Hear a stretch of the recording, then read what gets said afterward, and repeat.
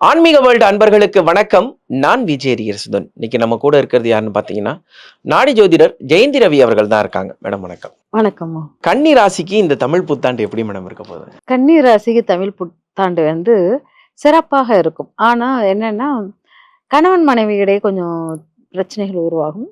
வீடு வாகனங்கள் வாங்கக்கூடிய ஆப்பர்ச்சுனிட்டி கிடைக்கும். அதுக்கப்புறம் ஒரு ஆப்போசிட் ஒரு தொழில் ஸ்தானத்தில் ஒரு கடன் வாங்கி ஒரு தொழில் பண்ணக்கூடிய சூழ்நிலைகள் ஏற்படும் அப்படிங்கிறலாம். அதுக்கப்புறம் திருமண வாய்ப்புகள் கூடி வருவதற்கான நிறைய இருக்குது. லாபம் உருவாகும். தொழில்ல லாபங்கள உருவாக்குவாங்க அப்படிங்கிறத எடுத்துக்கலாம். அதுக்கப்புறம் பார்த்தீங்கன்னா, இவங்களுக்கு நோய்கள் அதெல்லாம் இருந்துச்சுன்னா, அதுலேருந்து ரெக்கவர் ஆகுறதுக்கான நெறைய விஷயங்கள் இருக்குது. இவ்வளோ காலமும் அடிமைப்பட்டுக்கிட்டு ரொம்ப இதாகிட்டு இருந்திருப்பாங்க. அதெல்லாம் அவங்களுக்கு கொஞ்சம் இதாகும். சரியாகும்.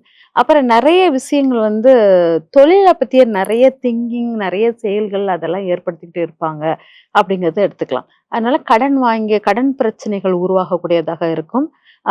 அல்சர் உணவு சார்ந்த பிரச்சனைகளில் கொஞ்சம் கவனமாக இருங்க. தாயினால் அனுகூலம் வரும். ஆனா, தாயின் உடல் ஆரோக்கியத்தில் கவனம் படணும் அப்படிங்கிறது முக்கியமானதாக இருக்கு. இவங்க பார்த்தீங்கன்னா, கொஞ்சம் வெளிய வேலை சார்ந்த விஷயமாக அதிகமாக வெளியில அலையக்கூடியதாக இருக்கும் அப்படிங்கிறத எடுத்துக்கலாம். நெறைய ஒவ்வொரு விஷயம் செயல்படும்போதும், அது எல்லாத்தையுமே இறை சார்ந்த ஒரு தன்மையுடன் இவங்க செயல்பட்டாங்கன்னா, சக்சஸ் உருவாகும் அப்படிங்கிறத எடுத்துக்கலாம். அதனால இவங்க லாபம் தரக்கூடிய ராசியாகவும், எத எடுத்தாலும் அவங்களுக்கு நன்மையை உருவாக்கக்கூடியதாகவும் இருக்கும் அப்படிங்கிறத எடுத்துக்கலாம். தாய், தந்தைகள் உடலில் கவனம் அப்படிங்கிறது மட்டும் முக்கியமாக பார்த்துக்கலாம். இவங்களுக்கு என்ன மாரியான பரிகாரம் மேடம்? இவங்களுக்கான பரிகாரங்கள் பார்த்தீங்கன்னா, அ அம்மா வழி வழிபாடுகளை எடுத்துக்கணும். அம்மாவ குலதெய்வம். அம்மா வழி குலதெய்வம் வழிபாடு, அம்மாவ வணங்குறது, தாய்கிட்ட ஆசீர்வாதம் வாங்குதல், அப்புறம் பார்த்தீங்கன்னா, மத்தவங்க கிட்ட தாய்மையுடன் பழகுதல், இதெல்லாம் எடுத்துக்கணும். நரசிம்மர் வழிபாடு ரொம்ப சிறப்பாக இருக்கும் அப்படிங்கிறத எடுத்துக்கலாம். அடுத்ததா துலாம் ராசிக்கு எப்படி இருக்க போகுது இந்த தமிழ் புத்தாண்டு? துலாம் ராசிக்கு துலா ராசிக்கு பார்த்தீங்கன்னா, இந்த தமிழ் புத்தாண்டு நல்லா இருக்கும். திருமண வாய்ப்புகள் கூடி வரும். கல்யாணம் ஆசைகள் இருந்தா கல்யாணம் பண்ணிக்கலாம். அது கடன்கள் சார்ந்த பிரச்சனைகள் உருவாகும். அதையும் சரி பண்ணிக்குவாங்க அப்படிங்கிறது. நெறைய வேலையில் முன்னேற்றம், வேலையில் கௌரவம் அந்த மாரிலாம் கிடைக்கும் அப்படிங்கிறத எடுத்துக்கலாம். அதுக்கப்புறம் மொழி சார்ந்த அவங்களுக்கு கொஞ்சம் நல்லா இருக்கும் அப்படிங்கிறது. தாயால் நன்மை உருவாக்கக்கூடியதாக, தாய் ரொம்ப கௌரவமான இடத்தில் கொடுக்கக்கூடியதாக இருக்கும். கடன் விஷயத்துல மட்டும் கொஞ்சம் கவனமாக இருங்க. வயிறு சார்ந்த பிரச்சனைகள் உருவாகும். நரம்பு, வயிறு இதெல்லாம் அல்சர் ஃபார்ம் ஆகக்கூடியது இதெல்லாம் உருவாகும். அதனால கொஞ்சம் ஹீட்டான உணவுகளை தவிர்ப்பது நல்லதாக இருக்கும் அப்படிங்கிறது. வேலை இல்லாதவர்கள் வேலையை கட் பண்ணிடலாமா, இந்த வேலை வேண்டாம், இதை விட்டுட்டு வேற வேலைக்கு போயிடலாமா அப்படிங்கிறது ஷார்ட் டெர்மா ஒரு சடனா ஒரு கோவத்துல ஒரு முடிவு எடுத்து பண்ணுவீங்க. அதுல மட்டும் கொஞ்சம் கவனமா இருந்து உடனே ஒரு சின்ன முடிவு எடுத்தா கூட உடனே எடுக்காதீங்க. ஒவ்வொன்றிலும் கவனம் செய்து கொஞ்சம் டிலே பண்ணி எடுத்தீங்கன்னா, உங்க முடிவுகள் சரியாக இருக்கும். உடனே எடுக்கப்படும் முடிவுகள் உங்களுக்கு சில சமயம் தவறாக மாறக்கூடும் அப்படிங்கிறத எடுத்துக்கலாம். திருமணங்களை சுபங்கள், திருமணங்கள் இதெல்லாம் ஏற்படுத்தக்கூடிய ஆண்டாக இருக்குது அப்படிங்கிறத எடுத்துக்கலாம். இவங்களுக்கான பரிகாரம் மேடம்? இவங்களுக்கான பரிகாரம் நம்ம முருகர் வழிபாடா எடுத்துக்கலாம். அதுவும் லைக் வள்ளி தேவானையுடன் இருக்கிற முருகர் வழிபாடை எடுப்பது சிறந்த பலனை தரும் அப்படிங்கிறத எடுத்துக்கலாம். அதுக்கப்புறம் பெண் தெய்வ வழிபாடாக தென்கிழக்கு மூலையில் கன்னிப்பெண் வழிபாடுன்னு சொல்லுவோம். அந்த வழிபாடை தென்கிழக்கு மூலையில் வைத்து வழிபாடு பண்ணும்போது சிறப்பாக இருக்கும். அடுத்ததா விருச்சிக ராசிக்கு இந்த தமிழ் புத்தாண்டு எப்படி இருக்க போகுது? விருச்சிக ராசிக்கு தமிழ் புத்தாண்டு சொந்த ஊரை விட்டு நகர்றது மாதிரி இருக்கும். ஓ! தாயுடன் கருத்து வேறுபாடு, தாயை விட்டு பிரிந்திருத்தல் இந்த மாதிரி ஏற்படும். அதுக்கப்புறம் ஏதாச்சும் எக்ஸ்ட்ரா நாலேஜோ, எக்ஸ்ட்ரா ஒரு லாங்குவேஜை கத்துக்கிற தன்மையாக இருக்கும். அதுக்கப்புறம் பார்த்தீங்கன்னா, ஒரு ரகசியமான ஒரு சொத்து, புதையல் அந்த மாதிரி கிடைக்கிறதுக்கான வாய்ப்புகள் கிடைக்கும். அப்புறம் குழந்தை பெயர்கள் அடைவதற்கு வாய்ப்புகள் அதிகமாக இருக்குது அப்படிங்கிறத எடுத்துக்கலாம். அப்புறம் திருமண வாய்ப்புகளுக்கு நாட்டம் உருவாகலாம். திருமண வாய்ப்புகள் உருவாகும் அப்படிங்கிறத எடுத்துக்கலாம். அதுக்கப்புறம் பார்த்தீங்கன்னா, இவங்களுடைய முக்கியமானது என்னன்னா, ஏதாச்சும் வீடு வாகனங்களுக்குள்ள இன்வெஸ்ட்மெண்ட் ஆரம்பிப்பாங்க. இல்லாட்டா பூர்வீக சொத்துல ஏதாச்சும் ஒரு இம்ப்ரூவ்மெண்ட் கிடைக்கும். பூர்வீக சொத்துல உள்ள மாற்றங்கள் உருவாகும். அது அவங்களுக்கு லாபகரமாக இருக்கும் அப்படிங்கிறத எடுத்துக்கலாம். தாயால் நன்மை தரக்கூடியதாக இருக்கும் அப்படிங்கிறது ரொம்ப முக்கியமானதாக இருக்கும். நெறைய விஷயங்கள் இவங்களுக்கு தாழ்வு மனப்பான்மை அதிகமாக இருக்கக்கூடியவர்கள். அது இந்த வருடம் இன்னும் ஜாஸ்தியா இருக்கிற மாரி இருக்கும். அதனால கொஞ்சம் கவனமா இருங்க அப்படிங்கிறது முக்கியமா வந்து அடிக்கடி இருக்கிற இடத்த விட்டு நிறைய டூர் போய்க்கிட்டே இருந்தீங்கன்னா, அது கொஞ்சம் உங்களுக்கு ரிலாக்ஸ் ஆகுற மாரி இருக்கும். அந்த மாரி பண்ணாங்கன்னா சரியா இருக்கும். அது நெறைய விஷயம் என் கௌரவம் என்ன ஆகுறது? என் குடும்ப கௌரவம் போச்சு. அந்த மாரி கௌரவம், குடும்பம் இத பத்தின விஷயங்கள்னால நெறைய ஸ்ட்ரெஸ் ஆகிக்கிட்டே இருப்பாங்க. அதையும் கொஞ்சம் பார்த்து பண்ணாங்கன்னா சரியாயிரும். ஓகே. இவங்களுக்கான பரிகாரம் என்ன மேடம்? இவங்களுக்கான பரிகாரம் ஜீவ சமாதி வழிபாடுகளை எடுத்துக்கொள்வது சிறப்பாக இருக்கும். நெறைய பேர் நல்ல மூத்தோர்கள், பெரியவர்கள் அந்த மாரிவங்கள பார்த்தோனே ஒரு பிளெஸ் வாங்குறது. உங்களுடைய குருக்கள், ஆசிரியர்கள் அவங்கள பார்த்து பிளெஸ்ஸிங்ஸ் வாங்குறது மிக சிறப்பாக இருக்கும். அப்படிங்கிறத எடுத்துக்கலாம். இது போக காயத்ரி மந்திரம் படிச்சுக்கிட்டு இருப்பதும் உங்களுக்கு சிறந்த பலனை தரும் அப்படிங்கலாம். அடுத்ததா ஆ தனுசு ராசிக்கு இந்த தமிழ் புத்தாண்டு எப்படி இருக்க போகுது? தனுசு ராசி தான் கொஞ்சம் பயம், கொஞ்சம் கஷ்டம், பாவமா இருக்குது. என்ன மேடம் திடீர்னு இப்படி சொல்லிட்டீங்க? கொஞ்சம் வந்து என்னன்னா, குரு 8ஆம் வீட்டில இருக்கிறதுனால, கொஞ்சம் அவங்க வந்து ஒவ்வொன்னுமே ஒவ்வொரு விஷயத்தையும் சிந்திச்சு செயல்படும். உடல் ஆரோக்கியத்தில் கொஞ்சம் கவனமாக இருக்கணும் இவங்க. அதே சமயம் பார்த்தீங்கன்னா, ஒரு தீய நண்பர்களோட பழக்கங்கள் ஏற்படும். தீய பழக்கங்கள் ஏற்பட வாய்ப்புகள் உண்டு அப்படிங்கிறத எடுத்துக்கலாம். அதுக்கப்புறம் இவங்க வந்து தன்னை வந்து ரொம்ப கட்டுப்பாட்டுக்குள்ள வச்சு அதில வெறுப்பு, தனிமை அந்த மாரி தன்மைய அவங்க எடுத்துக்குவாங்க. அந்த மாரி தன்மையாக இருக்கும். அதேபோல் பார்த்தீங்கன்னா, இவங்களுடைய பேச்சு குடும்பத்தில் முக்கியத்துவம் வராது. இவங்களுடைய பேச்சுக்கு முக்கியத்துவம் இல்லாத தன்மையாக இருக்கும். அப்படிங்கிறதுனால இவங்க குடும்பத்தோட பேச்சின் அளவு குறையும். குடும்பத்தோட ஒரு ஐக்கியமாகுவது கொஞ்சம் குறையும். ஒரு அண்டர்ஸ்டாண்டிங் இதுக்குள்ள வருவது கொஞ்சம் குறைவாக இருக்கும். மத்தபடி ஒரு கௌரவம், அந்தஸ்தான ஒரு இடத்துல இருப்பாங்க. வீடு வாகனத்துக்குள் உள்ளதெல்லாம் லாபகரமாக அமையும்.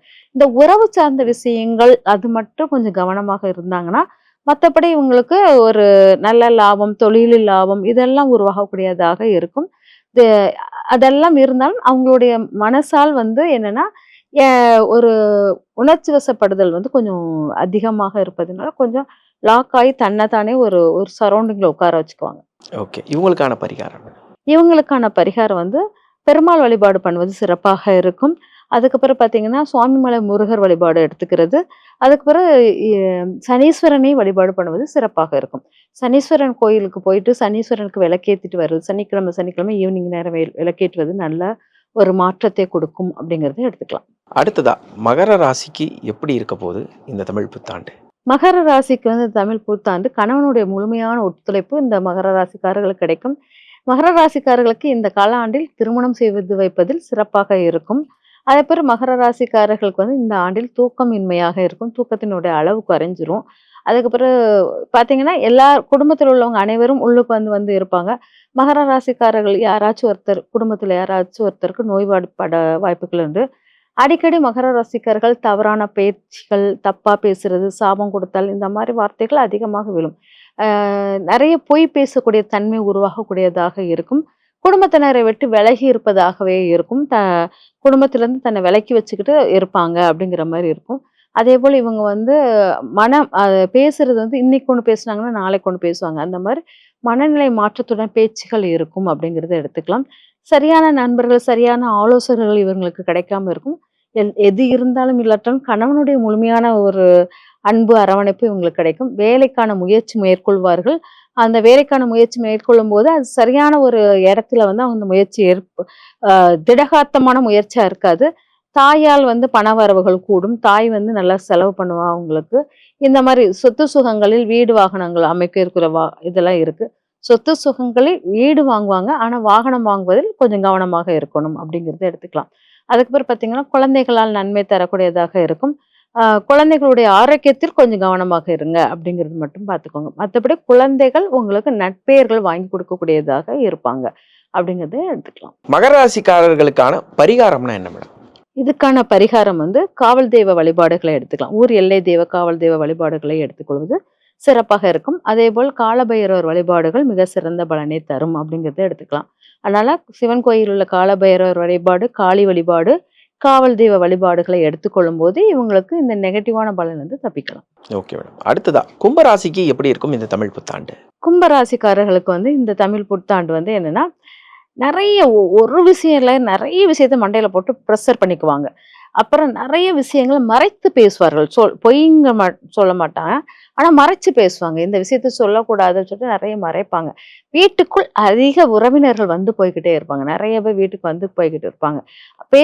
பேசத் தெரியாம பேசிக்கிட்டு இருப்பாங்க. ஒரு சரியான பேச்சுவார்த்தைகள் வந்து பேசத் தெரியாம பேசிக்கிட்டு இருக்கிற மாரி இருக்கும். கடன் வாங்கலாமாங்கிற தோற்றமும் இருக்கும். இத கடன் வாங்கி இத முடிக்கலாமா? அத முடிக்கலாமா? அப்படிங்கிற மாரி இருக்கும். கையில் நெறைய பணப்புழக்கங்கள் நல்லா வந்துகிட்டே இருக்கும். எது எப்படி இருந்தாலும் அவங்களுக்குடைய ஸ்ட்ரெஸ் அழுத்தம் கொஞ்சம் அதிகமாக இருக்கும். ஒண்ணுமே இல்லாதட்டாலும் நெறைய அழுத்தத்த அவங்களே உருவாக்கி தலையில போட்டுக்கிட்டே இருப்பாங்க அப்படிங்கிற மாரி எடுத்துக்கலாம். தந்தையால் நன்மை, குழந்தையால் நன்மை இதெல்லாம் ஏற்படும். தாயினுடைய உடல் ஆரோக்கியத்தில் கொஞ்சம் கவனமாக இருக்கணும் அப்படிங்க. தாய் ரொம்ப ஸ்ட்ராங்கான தாயா இருப்பாங்க. ஆனாலும் அவங்க உடல் ஆரோக்கியத்தில் கொஞ்சம் கவனமாக இருங்க அப்படிங்கிறது முக்கியமானதாக இருக்கும். ஓகே. இவங்களுக்கான பரிகாரம் மேடம்? இவங்களுக்கான பரிகாரம் வந்து மதுரை மீனாட்சி அம்மன் வழிபாடுகளை எடுப்பது சிறப்பாக இருக்கும். அது கள்ளழகர் அந்த மதுரை மீனாட்சி கள்ளழகரையும் எடுத்துக்கிறது. அது வந்து ரொம்ப பவர்ஃபுல்லா இருக்கும். அதுக்கு ஸ்ரீரங்கநாதர் கோயிலுக்கு அடிக்கடி போயிட்டு, அங்க உள்ள மீன்களுக்கு உணவு போடுவது மட்டும் இல்லாமல், பசுமாடுகளுக்கு உணவு போடுவது மிக சிறப்பாக இருக்கும். கோமாதா வழிபாடு இருப்பது மிக சிறந்த பயனை தரும். காலசக்கரத்தின் கடைசி ராசியான மீன ராசிக்கு இந்த தமிழ் புத்தாண்டு எப்படி இருக்கு? மீன ராசிக்காரர்களுக்கு என்னன்னா, நெறைய வந்து ம் இது நல்ல விஷயங்கள் நெறைய இருந்தாலும், இவங்களுக்கு 7 சனியினுடைய முக்கியத்துவம் வாய்ந்தவர்களாகவும் இருப்பதுனா, எல்லாரும் பயப்பட இந்த 7 சனிய யோசிச்சு பார்ப்பாங்க. ஆனால் எனக்கு என்னன்னா, அந்த 7 சனியில் நெறைய நல்ல விஷயங்கள் நடக்கும். வீடு கட்டுவாங்க, கல்யாண வேலை இது எல்லாமே இவங்க வீட்ல சுப விரயமா நடக்கும். இருக்கும். சுப விரயங்கள் நன்மை தரக்கூடியதாகவும் சில உருவாகும். ஆனால் 7 சனிங்கிறது இவங்களுடைய உடல் ஆரோக்கியம் இல்லாட்டி இவங்களுக்கு ரொம்ப ரொம்ப நேசிக்கிறவங்களுடைய உடல் ஆரோக்கியத்தில் எஃபெக்ட் கொடுக்கும். அவங்கள கவனமா பார்த்துக்கணும். இவங்கள கவனமா பார்த்துக்கிறது மட்டும் இல்லாமல், செலவுகள் வந்து நீங்க சுப விரயத்தில் செலவு செய்துட்டீங்கன்னா, இவங்களுக்குள்ள அந்த ஆஸ்பத்திரி செலவுகள் கொஞ்சம் குறைக்கப்படும் அப்படிங்கிறத எடுத்துக்கலாம். அதேபோல் பார்த்தீங்கன்னா, இவங்களுக்கு இந்த நடைப்பயணம் மேற்கொள்றாங்க இல்லையா? அதாவது சமுதாயத்திற்கு தாழ்த்தப்பட்ட இடத்துல இருக்கிறவங்களுக்கு, வறுமை கோட்டுக்கு கீழ் இருக்கிறவங்களுக்கு, அவங்க கோயிலுக்காக நடைப்பயணம் மேற்கொள்வாங்க. அந்த மாரி ஆட்கள். அவங்களுக்கு வந்து உணவு குடுக்குறது, அவங்களுக்கு துணிமணிகள் வாங்கி குடுப்பது, இந்த மாரி அந்த பூஜைக்கான பொருட்களை அவங்களுக்கு செய்யும்போது, இவங்களுக்கு இந்த தாக்கத்திலருந்து கொஞ்சம் தப்பிக்கலாம் அப்படிங்கிறத எடுத்துக்கலாம். அதேபோல இவங்க வந்து நெறைய உறவுகள் ஒற்றுமைகள் அதிகமாக இவங்க வீட்ல கூடும். இவ்வளவு நாள் பிரிஞ்சிருந்தவங்கலாம் ஒண்ணு சேர்ற தன்மையெல்லாம் இருக்கும். அதெல்லாம் அவங்களுக்கு சுபமாக இருக்கும். வீடுகள், வாகனம் வாங்குறதுக்கான எல்லா இதும் இருக்கும். ஒண்ணே ஒண்ணு என்னன்னா, ஒரு ரொம்ப பிடித்தவங்களுக்கு உடல் ஆரோக்கியத்தில் கவனமாக இருக்கணும். அவங்களுடைய இத வந்து கொஞ்சம் கவனிக்கணும். அது போக இவங்களுடைய உடல் ஆரோக்கியத்தையும் கவனிக்கணும். இது 2ம் கவனமா இருந்துட்டாங்கன்னா, மத்ததெல்லாம் உங்களுக்கு நல்ல சுபபலமான விஷயங்களா தான் நடக்கும். ஓகே. இவங்களுக்கான பரிகாரம்? இவங்களுக்கான பரிகாரங்கள் சொன்னது வந்து நான் சொன்னது முருகர் வழிபாடு, பழனி முருகர் வழிபாடு எடுத்துக்கலாம். அதுக்கு பிறகு சொன்னது என்னன்னா, நான் ஏழைப்பட்ட மக்களுடைய செலவுகளை எல்லாம் எடுத்துக்கிறது. யாருக்காச்சும் மருத்துவ செலவு மேற்கொண்டீங்கனாலும் அது உங்களுக்கு சிறந்த பலனை தரும். சித்தா வைத்தியம், சித்தர்கள் வழிபாடு இதெல்லாம் இவங்களுக்கு சிறந்த சித்தா வைத்தியத்துக்குள்ள போய் அங்க போய் ஸ்பான்சர் பண்றது. அப்புறம் சித்தர்கள் வழிபாடு இதெல்லாம் உங்களுக்கு சிறப்பாக இருக்கும். Okay madam.